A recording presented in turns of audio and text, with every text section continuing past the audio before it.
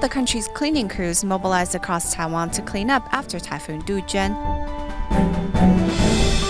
And we get to know Qiu Dingcheng from Miaoli and find out what makes him an extraordinary baseball coach. Welcome to DaAi Headlines. I'm Mary Lee. Thank you for joining us. Typhoon Dujuan pounded Taiwan this past Monday, tearing down trees, street signs, and billboards. Thankfully, the damage was not as bad as last month's Typhoon Salvador. All over the country, cleaning crews are now doing their best to clear away debris for the sake of road users. During Typhoon Dujuan, a large tree toppled over, blocking a major boulevard in downtown Taipei, while also damaging a traffic light in its path. Over by Dadu Road, which connects Taipei and Danshui, 6 of the city's cleaning crew were already out early Tuesday morning to clean up the debris littering the road. Last time, there was a lot more debris. There isn't as much this time because most of the branches had already been blown off last time. And also, this typhoon didn't last as long. We should be done with the cleaning in about a day. Over in downtown Hualien, the city's cleaning crew was already on duty in the wee hours of Tuesday morning. Even the army was mobilized to deal with debris obstructing roadways. After learning of the news, Tzu Chi volunteers braved the storm to deliver their support. The city's cleaning crew worked hard all year long, especially after a typhoon. Often, they work till late at night before returning to the office. So now they can snack on some instant noodles. We are just doing what we can. It will take some time before the debris left by Dujuan is cleared away. People should be careful when traveling on roadways and not forget to slow down and say thanks when they see cleaning crew working on the road. Moving to the Philippines, as Tzu Chi's rice distribution for 110 barangays in Leyte Province's Ormoc continues, volunteers found that local residents were more than happy to contribute their share to help others who need assistance. This will be a big help for us because I don't have a job. Thanks to this rice, I can save money for our other needs. The love from Taiwan isn't just a sack of rice, but also comes embedded with a message. The rice given to you is just like a seed here in Ormoc. I hope that seed can be cultivated and further inspire everyone to become a volunteer in the future. This message of love was deeply felt by one recipient who took action right then and there to volunteer. I volunteered to help them distribute the rice immediately. I did it because I want to help other people. Of course, the rice is heavy to carry, but I felt glad when I saw their smiles as I offered to help carry their rice. This must be what the sutra message means by putting wisdom into practice. In the past, many of us just thought about ourselves. But now I see a lot of people going out of their way to help others like these volunteers. They don't get anything from it. I'm not here full of glory either.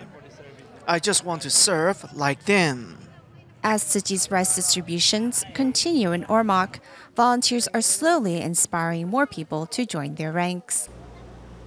On September 29th, the 2015 TIMA Convention came to an end in Hualien, Taiwan, in which 478 participants from 22 different countries shared with one another their experiences in providing medical care to the sick and poor.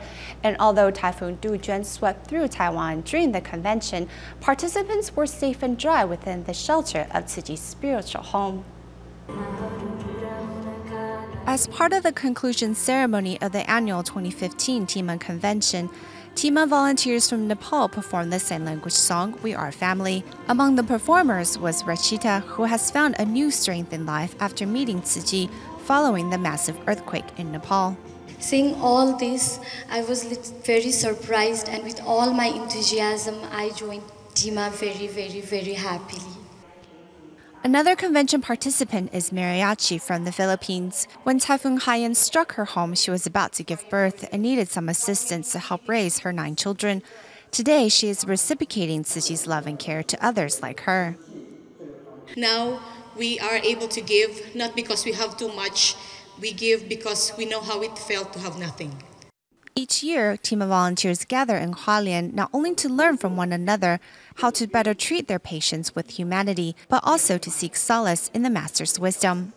期待你回到你的国度里呢，要记得今天在一起，有这样殊胜因缘呐，共同汇聚，共同分享这样的爱心，彼此勉励。但愿明年的这个时刻，再在这里相会。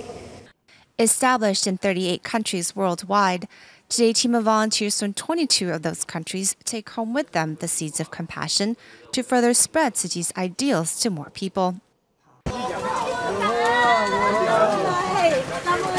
Meanwhile, earlier in the seminar, on their way to the dining hall for lunch, convention participants travel underneath a procession of umbrellas held by Tzu Chi volunteers as Super Typhoon Dujuan was passing through Taiwan. As day turned into night, the wind and rain picked up. For many of the overseas volunteers who lived in landlocked countries, this was the first typhoon of their life. To make sure each participant is safe in this weather, we taught them how to hold the umbrellas so there is less wind resistance. We don't have any sea or ocean in our country, so this typhoon was the first experience for me. And when I looked on the TV, because Master was advising us about precautions and everything, it looked very scary on TV, but it was not that scary outside because maybe I was surrounded by people all over and I felt protected inside. But I hope other people are taking care, like who live near the sea. Seeing the Jingsebo Dharma Master's loving care during Typhoon Dujuan inspired the team of volunteers to strive to heal both the body and heart when seeing patients in their medical practice. During part of the 2015 annual TIMA convention, TIMA members from the Philippines took center stage to share with participants their medical missions over the last 2 decades. To date, TIMA Philippines has organized more than 350 large-scale free clinics, which has benefited more than 450,000 people.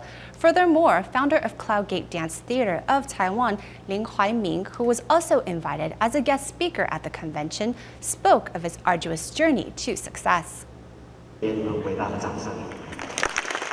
Despite the strong winds and heavy rain brought by Typhoon Dujuan, founder of Cloud Gate Dance Theater of Taiwan, Lin Huaiming, nevertheless made it a point to attend the TIMA convention, where he shared his arduous journey to success with participants.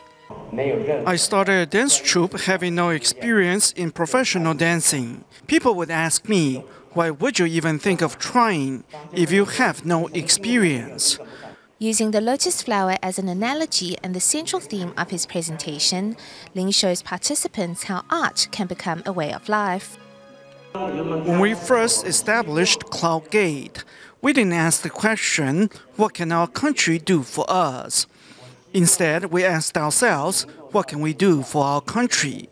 We wanted to perform for students in schools and go into the heart of communities to perform for residents. TIMA volunteers make it their mission to provide medical care to far-flung regions and countries plagued by disaster. A TIMA doctor from the Philippines was able to relate to the suffering of the sick and poor after conducting a free clinic in a disaster zone. That's why I said a few minutes of our compassion could mean a lifetime alleviation of someone's suffering. Although TIMA members come from different corners of the world, yet they all have the same heart of compassion and will continue to make it their mission to relieve the sick of their pain and suffering.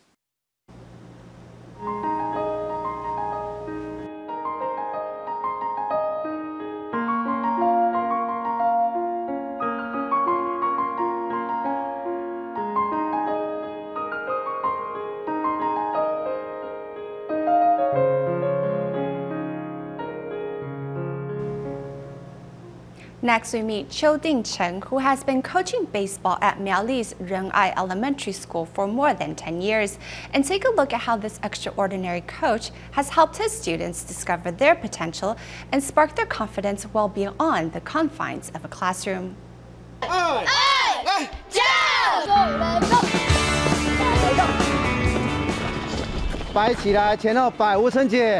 On the fields during practice, Coach Qiu Dingcheng is tough, strict, and can get a little impatient. His players know their coach means business. 做错事的时候很凶，有时候他发飙的时候打人起来打得很痛。快传，膝盖永远不能站直。 This is the Miaoli DaAi Elementary School's baseball team. Since the team's formation 11 years ago, Qiu Dingcheng has been coach since day one. 手伸出去，移到后面扭，一只脚移过去，对，这样丢球之前就要准备接了啊，蹲一点，哎，要看好球。Of the some 20 players on the team, 1/3 come from new immigrant families. As most of them lack confidence and self-esteem, it was Qiu who helped them find their hidden strengths and passion.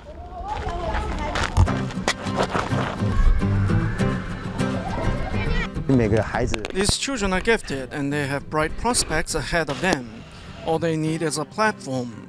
They may not excel academically, but they will be able to unleash their full potential here. Without sufficient funding to keep a baseball team going is never easy. The coach says there are times when he also feels he is out of his depth. However, it is the children's drive and passion that keeps him going. Since we formed the baseball team, I've never asked the parents to pay a cent because I know many families are already struggling to make ends meet. We make do with whatever we have. When seniors graduate, their uniforms get passed on to the younger players. Some of these uniforms are 10 years old already. Whenever Coach Qiu is free, he visits the homes of his students to update parents on their children's progress. Is she good at home? When she first came, yes, she lacked a bit of confidence, but she is doing much better now. Qiu goes above and beyond the confines of a classroom to care for these children from new immigrant families. Mr. Qiu is a very responsible teacher. If he has time, he always takes his students out. Under his stern appearance lies a kind and gentle heart. 按这里更痛。老师平常对我们很好，都受伤，阿姨不在，都会帮我们平复或擦药。 It can't be true. I'm not mean. I'm always the one getting bullied. They are happy that they can also see a teacher as their friend. In the eyes of his players, Qiu Dingcheng is many things: a teacher, a coach, a friend, and a father figure.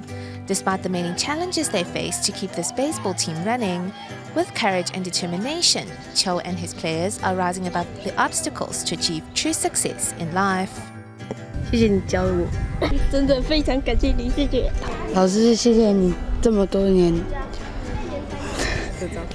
的照顾，这几年带我们出去比赛，教师节快乐！ Today, we visit Malan Elementary School in Taiwan's secluded Taidong County, which is one of the 9 schools that city is rebuilding there, to learn how one teacher has made learning fun for her students while helping them stay connected with the global community. The lively atmosphere has returned as students return to school. As students pick up their new textbooks, will they get to see a world beyond their campus and learn more than what the books have to offer? Last year, 2 students from Malan Elementary School in Taiwan's secluded Taidong County attended an international inventors convention in Germany to showcase their inventions. Item: handwriting board fixer, metal clips sticking on the handwriting board. In order to introduce their inventions, the students had to memorize their English lines.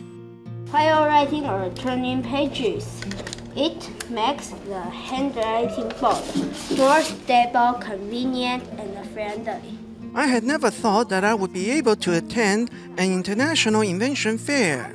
I was totally unprepared and could only memorize the English introduction. Even living in remote townships, it is not impossible for these children to connect with the global community.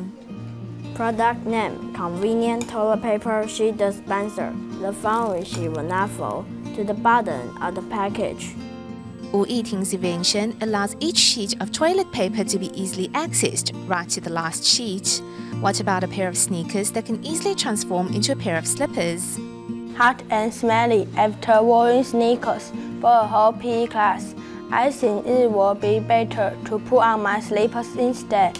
Just where do these young students get their ideas? I can make something not so useful better. I kept on thinking about how I can solve this problem. Remotely located schools are typically small and lack adequate funding. Without a proper lab or other resources, the teachers at Malan Elementary can only make do with what is available. My students are from Taiwan, so most of them are not well off. When it comes to materials, we try to be frugal and shop in hardware stores or art supply and stationery stores. Currently, the Tzu Chi Foundation is building the school's sturdier classrooms. Though this means classes are carried out in less than ideal environment temporarily, the quality of learning has not been affected. Enduring the hardship together, students continue to discuss new ideas with their teachers everywhere on campus. What do you think we can do to deal with the fallen leaves? You want to try to put a net around the tree? The growing urban-rural divide has further jeopardized education in remote areas, where what the students need is really just an opportunity. It's not that hard to be creative, right? If you come up with any good ideas, please come talk to me anytime. I think this has to be something that they want to do on their own. I am simply guiding them by giving them several examples and letting them know that it is fun to be creative. By doing so, Ms. Sun has rediscovered her initial aspirations to teach, while her students have discovered that learning can be fun. This year we are going to Germany. It's right here, and our hotel will be here. I see them beginning to gain confidence in themselves. Once a student goes out to compete, other kids will also want to try, and soon the whole class becomes very enthusiastic about it. A proper education is about giving children the desire to learn, the courage to explore, and the confidence to take on challenges. Only then can Taiwan stay competitive in the 21st century. Although the Ministry of Education sets aside a budget each year for the renovation and reconstruction of unsafe school buildings, due to the sheer volume of buildings needing help, many schools have to wait over a decade to receive their allocated funds. Into the breach has stepped Tzu Chi, which has begun helping 21 schools across the country. Following, we took a look at the foundation's efforts in Taidong's Guangming Elementary, where 16 classrooms and 1 kitchen are currently under reconstruction.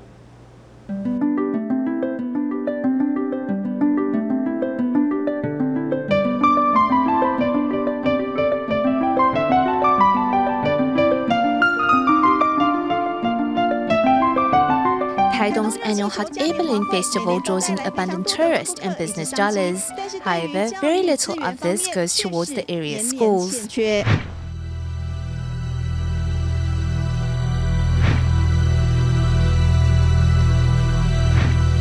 According to a survey carried out by the Control Yuan, out of Taiwan's 3,422 elementary and middle schools, 1,089 have buildings listed as unsafe for use. That means that every day, 16,970 students use buildings that are marked as recommend for demolition. In Taidong County alone, county government needs to find an additional $1 to $2 billion to handle all reconstruction needed. Currently, we have around 10 buildings slated for rebuilding. The cost for each one is about 50 million NT dollars. We're looking at a time frame of 10 years. Various construction experts have been to the schools on the East Coast. There they found, in each school they visited, buildings that need to be demolished. Taidong's Guangming Elementary is currently the smallest school in the region. Its 70-year-old buildings suffer from serious structural issues, while the school grounds are far too small for the current student body.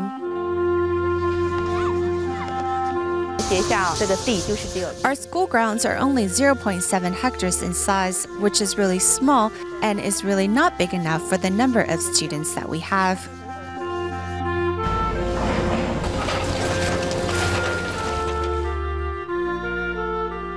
An aerial view of the school shows the Taiping Creek running right behind the school, which means the school's walls, incredibly, are also acting as dikes.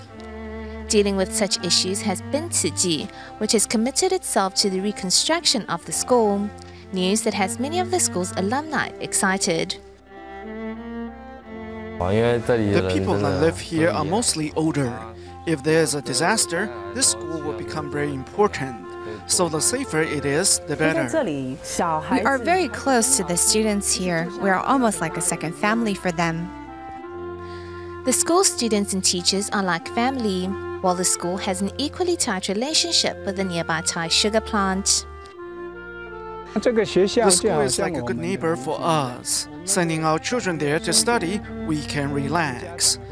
Members of the community, we at factory, and the school and its teachers are all very close. Guangming Elementary first opened its doors in 1947. Initially a private school for children of employees of Taiwan Sugar Corp, it later was transferred to the county and began accepting children from the surrounding community. Even before I arrived, the buildings were already very old and quite unsafe. We hope that the school can be rebuilt even prettier, and that it will give the next generation of residents here a safer place to study and more resources for its teachers. Rebuilding Guangming Elementary, Tzu Chi is not only giving students a safer and more spacious place in which to study and grow, but in the process breathing new life into what is a vital part of this tight-knit community. We now take you to Johor, Malaysia to attend the Mid-Autumn Fair at Southern University College with local Tzu Chi volunteers. Unfortunately, haze from Indonesia came uninvited this year, and thus volunteers had to prepare surgical masks for participants. Still, everyone had a good time learning how to make tasty mooncakes. Enjoying rice without the need to cook? For years, Tzu Chi has been promoting the convenience of its Jinsi food products. Not to mention, they also help save on energy. These mooncakes are made using our Jinsi food products. There was no need for using a brick or electric oven, which uses energy. The skin of the cake is made of jute powder, while cocoa powder makes the filling. No oil, sugar, or baking is needed.